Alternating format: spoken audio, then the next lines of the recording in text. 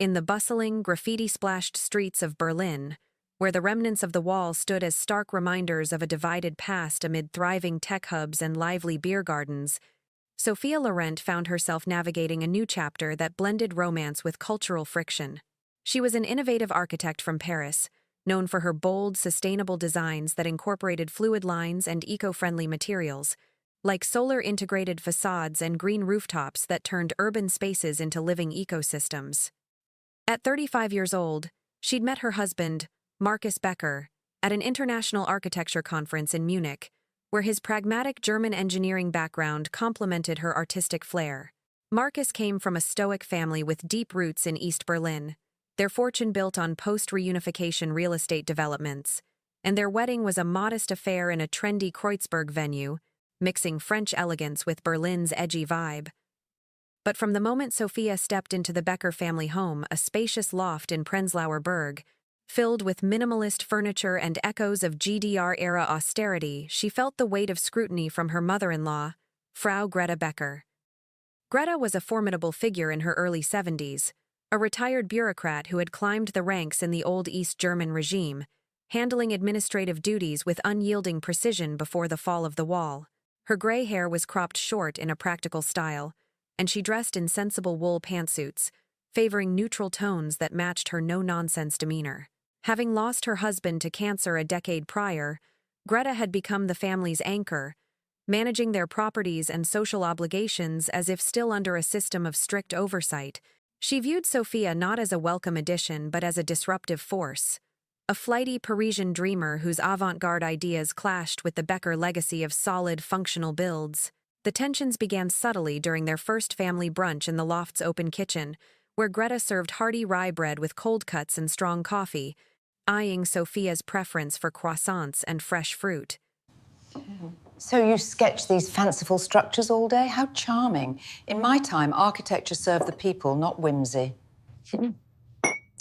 Now it's about sustainability, Mum. Buildings that blend into the city.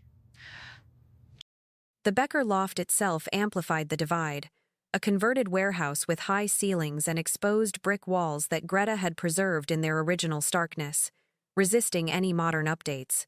Sophia and Markus occupied the upper level, where she'd set up a drafting table overlooking the bustling street below, surrounded by models of curved glass towers and urban parks. Greta made frequent visits, ostensibly to check on family matters, but really to critique Sophia's setup. This clutter of papers and gadgets, it's chaos.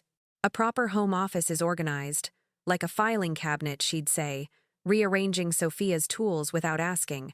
Markus, ever the peacemaker with his calm engineering mindset, would intervene gently.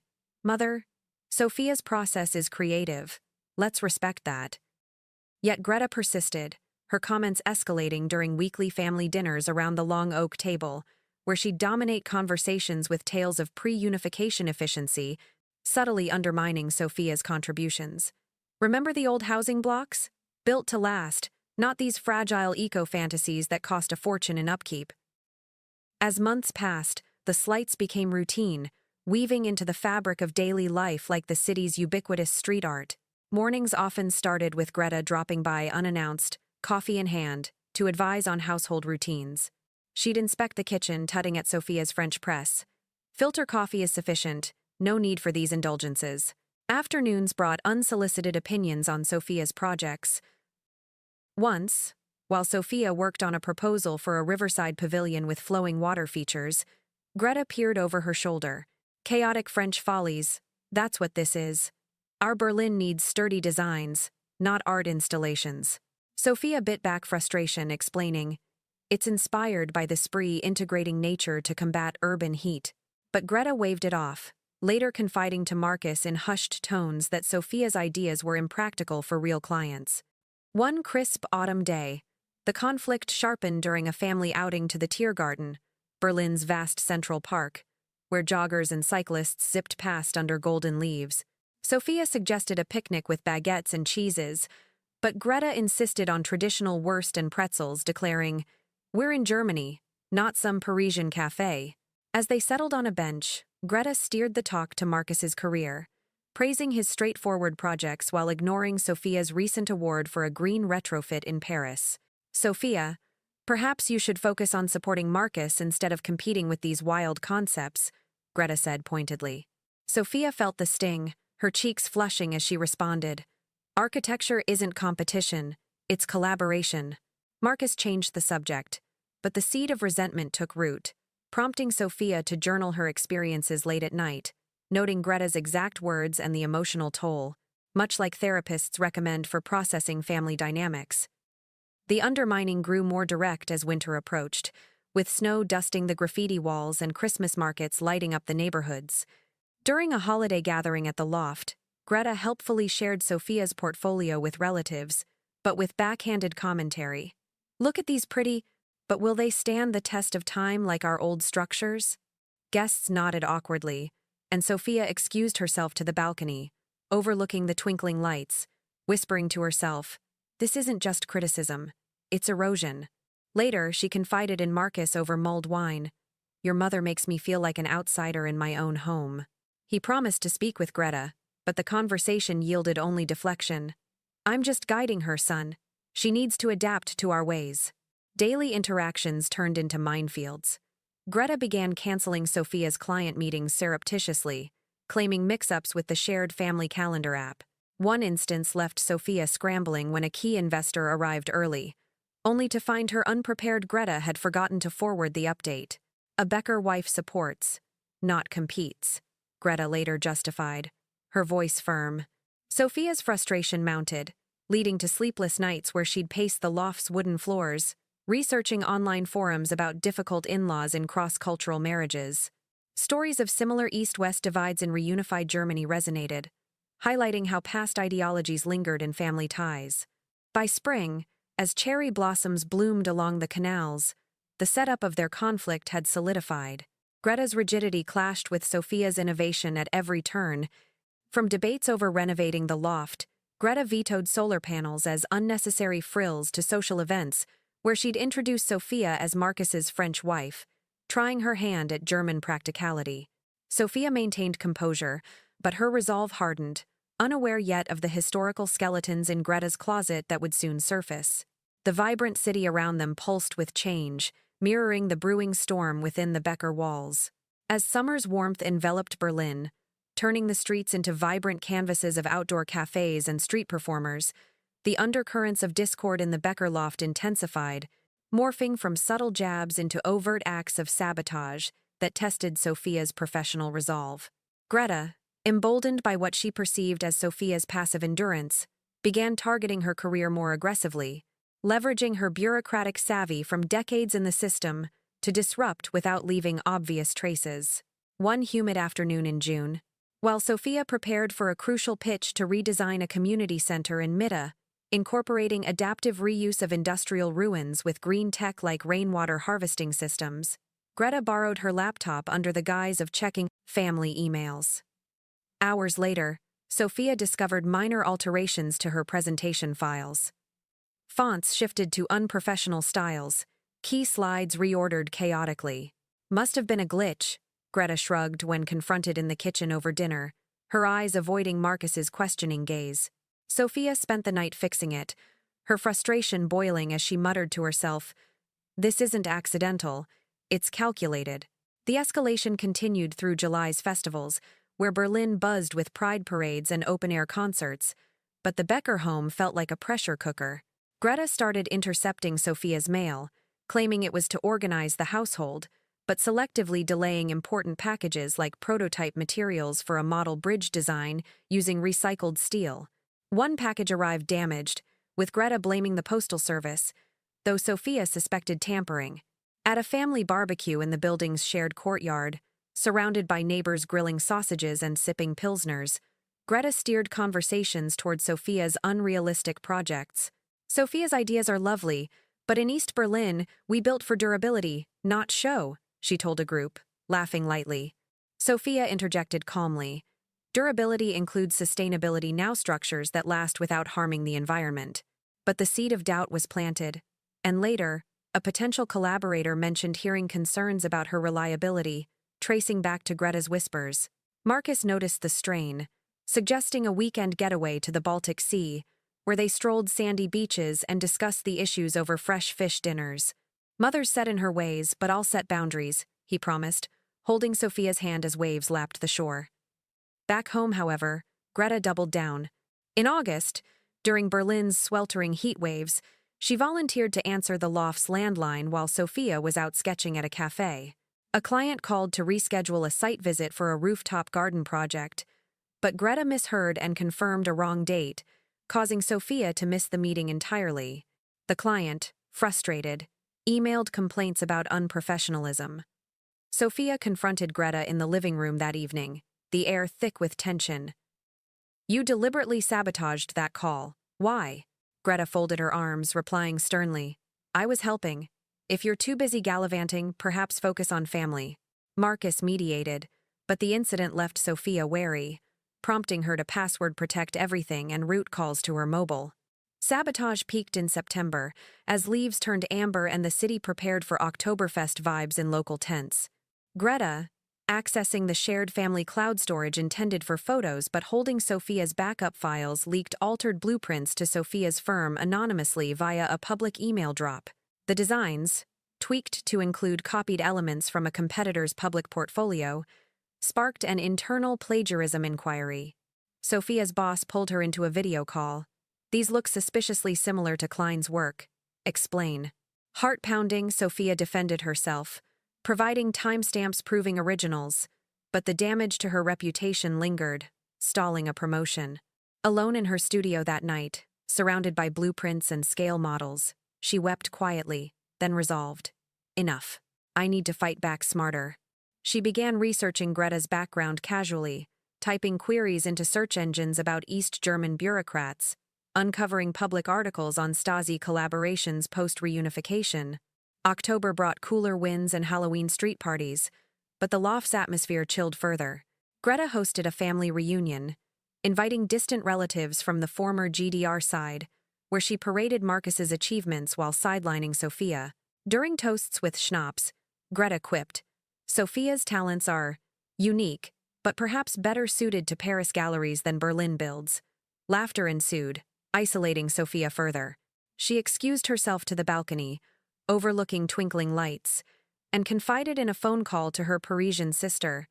"It's like living with a ghost from the Cold War controlling everything."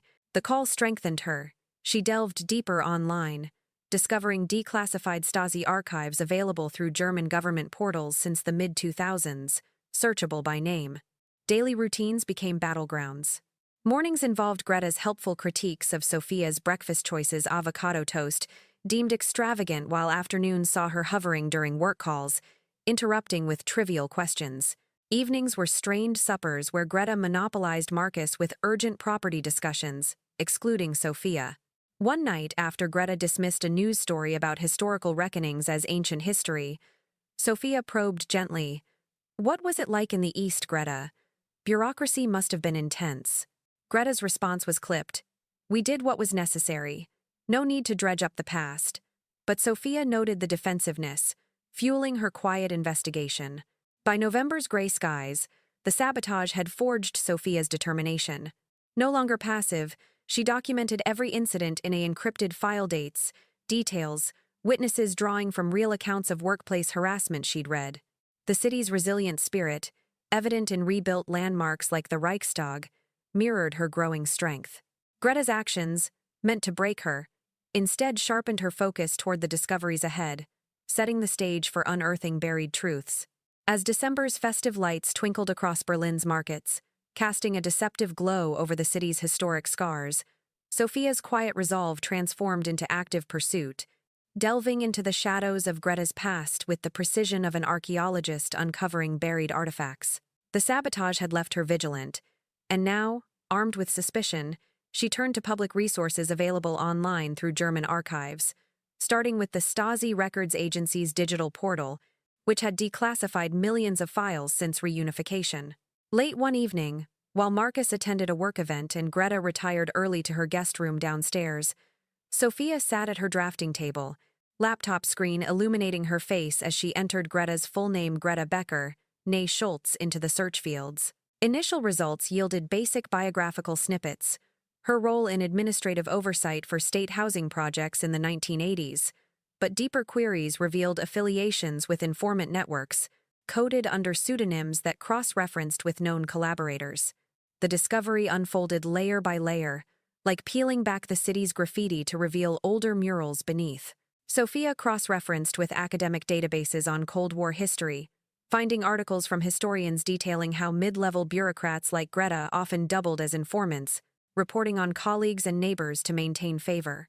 One file snippet described a Schultz, G., who provided weekly reports on dissent in her office, leading to the demotion of a coworker suspected of Western sympathies.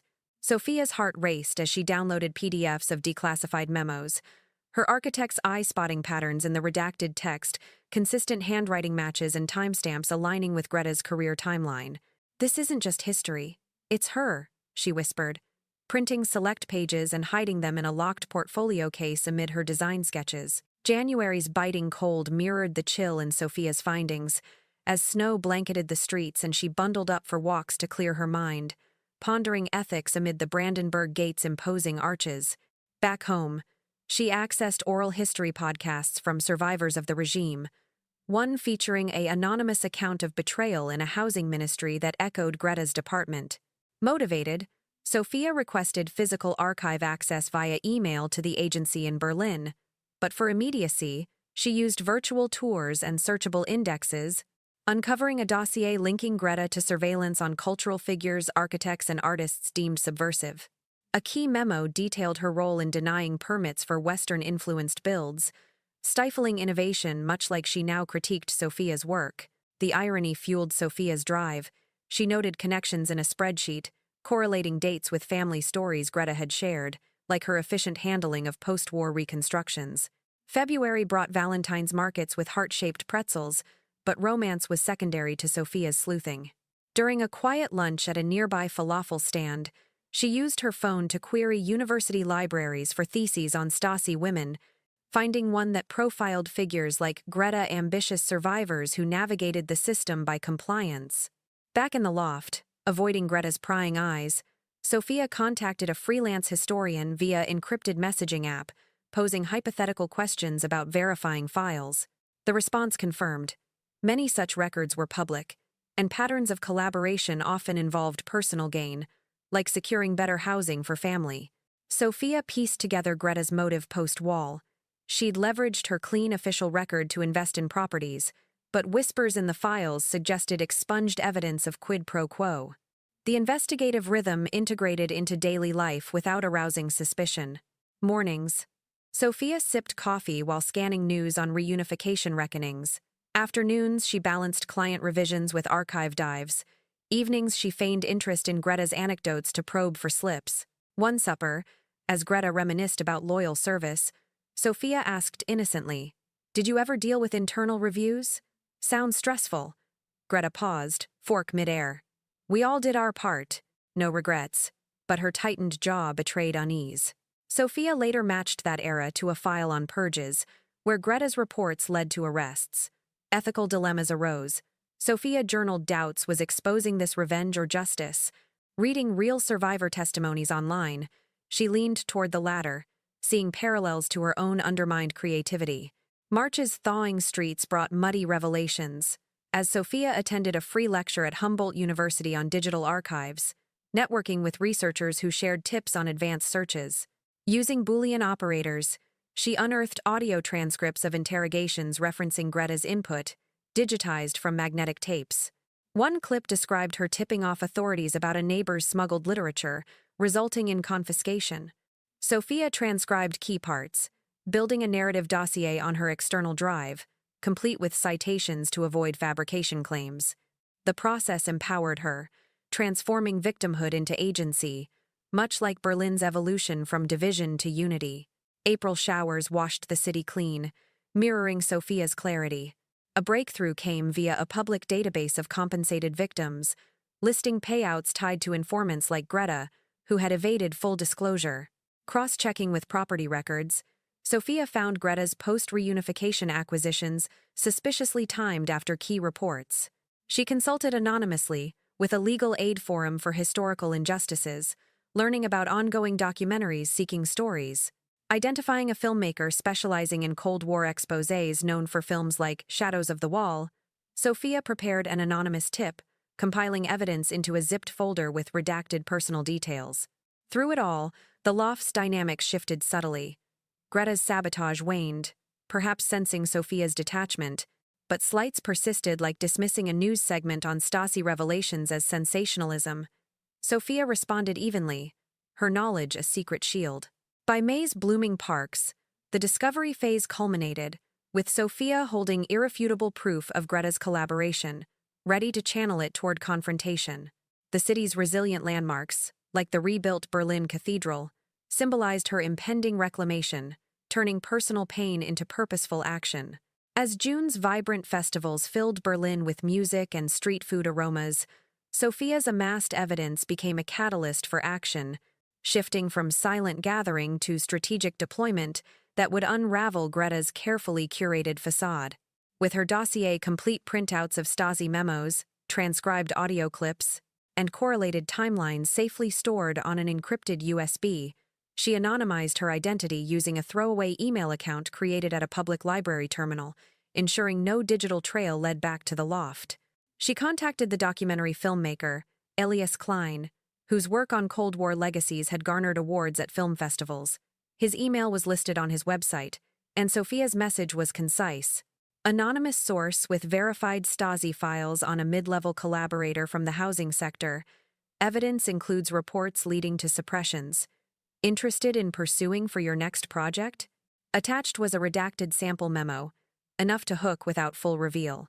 Elias responded within days, eager for a meeting, but Sophia insisted on virtual anonymity, using voice modulation software during their video call from a co-working space in Neukölln. The collaboration progressed through July's sweltering days, as Berliners flocked to lakeside beaches, but Sophia balanced client deadlines with feeding Elias more files piecemeal, verifying his progress via encrypted shares.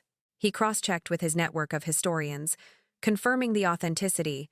Greta's pseudonym Observer 47 appeared in multiple dossiers, detailing her surveillance on colleagues who advocated for Western-style housing reforms, resulting in their relocations or demotions.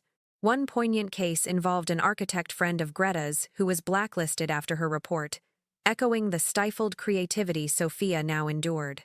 Elias wove this into a narrative script, interviewing survivors anonymously to build context, while Sophia provided guiding notes on how Greta's past mirrored her present control tactics.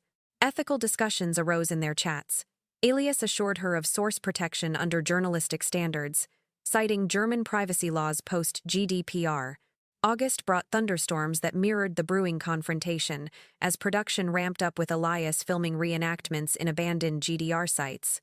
Sophia monitored discreetly, attending a preview screening under a pseudonym at a small indie cinema in Friedrichshain, where snippets of Greta's story anonymized as Bureaucrat X drew gasps from the audience. Back home, Greta remained unaware, her routines unchanged. Morning walks in the park, afternoon errands, evening news watching with commentary on overblown historical dramas.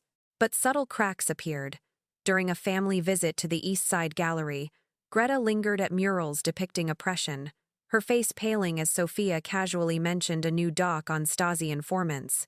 Sensationalist rubbish, Greta snapped, but her voice wavered, prompting Sophia to note in her journal, she senses the noose tightening.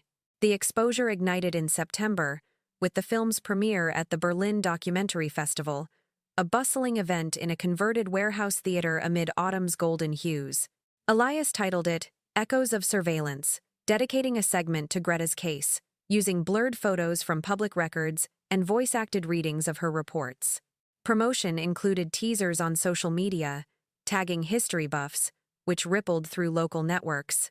Sophia attended incognito, heart-pounding as the audience reacted murmurs of recognition from older attendees who whispered about similar betrayals. Post-screening Q&A saw Elias field questions on sources, protected whistleblowers bringing light to unresolved shadows. Word spread. A local newspaper reviewed it positively, hinting at prominent East Berlin figures implicated, without names yet. Confrontation erupted days later, as clippings circulated, and Greta received an anonymous tip via mail, a festival flyer with her pseudonym circled. She stormed into the loft's living room one evening, film still fresh in theaters, clutching the paper, face ashen. Marcus was out at a site inspection, leaving Sophia alone to face the fury.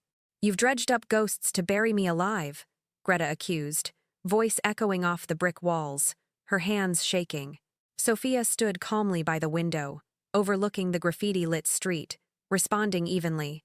"History doesn't forget, Moody. Neither do I. Your reports ruined lives, architects, families just like you're trying to ruin mine." Greta denied vehemently at first, claiming forgeries, but as Sophia laid out printed evidence on the coffee table memos with her signature traits, defenses crumbled.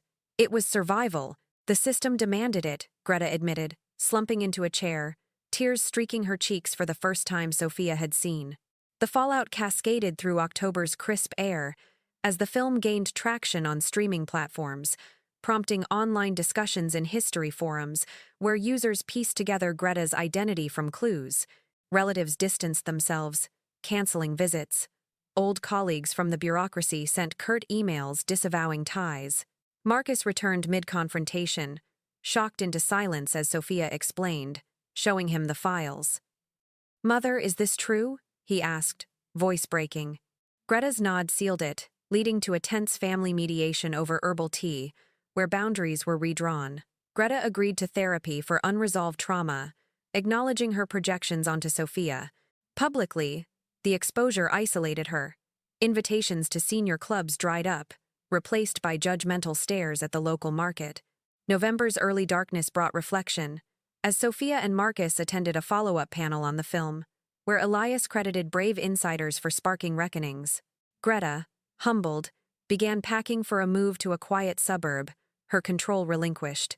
The loft felt lighter, free from shadows, as Sophia sketched new designs unhindered. The confrontation, raw and real, paved the way for healing, turning exposure into a bridge over divided pasts. Berlin's evolving skyline outside symbolized the shift, resilient against history's weight. As November's fading light gave way to December's festive illuminations, stringing Berlin with holiday markets and the scent of roasted chestnuts, the ripples from the documentary's release settled into a profound transformation, marking Sophia's triumphant emergence from the shadows of Greta's dominance. The film, now streaming on major platforms and discussed in cultural podcasts, had not only exposed Greta's past but sparked broader conversations about unaddressed legacies in reunified families, with Sophia receiving anonymous messages of support from viewers who shared similar stories of intergenerational trauma. Greta, once the unyielding matriarch, retreated to a modest apartment in a quiet suburb like Marzahn, her move facilitated by Marcus, who helped pack boxes of old memorabilia, faded photos from GDR rallies, bureaucratic medals now tarnished by revelation. "I never meant to hurt you," Greta admitted during a final tea in the loft, her voice softened by months of reflection and mandated counseling sessions arranged through a local historical reconciliation center. Sophia nodded, offering a tentative embrace. "Healing starts with acknowledgement. We can visit, build something new." The departure lifted a palpable weight, allowing the space to breathe with possibility. Sophia's professional life flourished in the aftermath, unburdened by sabotage. Her firm, cleared of the plagiarism cloud after internal reviews confirmed the alteration's external origin, promoted her to lead architect on a flagship project, redesigning a former Stasi building into a community innovation hub, incorporating interactive exhibits on history alongside sustainable workspaces. Clients praised her vision, one saying during a site tour amid scaffolding and fresh concrete pours, "Your designs bridge past and future poetic justice." Sophia drew inspiration from the ordeal, infusing elements like transparent glass walls symbolizing openness, countering the secrecy she'd uncovered.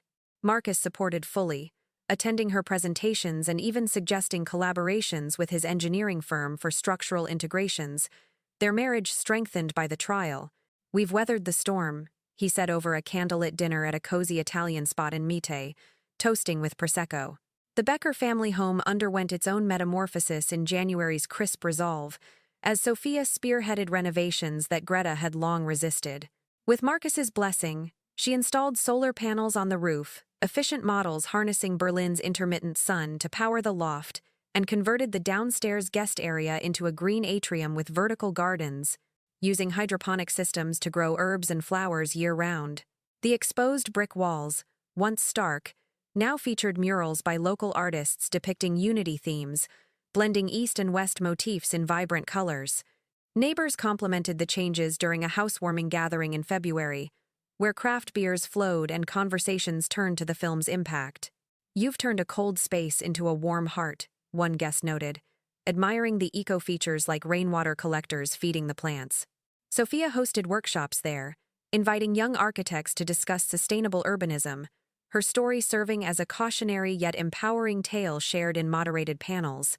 Personal growth paralleled the physical transformations through spring's renewal. As cherry blossoms dusted the streets like confetti, Sofia joined a support group for cross-cultural families, facilitated by a therapist specializing in post-communist dynamics, where she processed the emotional toll nights of doubt, the moral weight of exposure. Revenge wasn't the goal. Reclamation was, she shared in one session, inspiring others facing similar in-law frictions.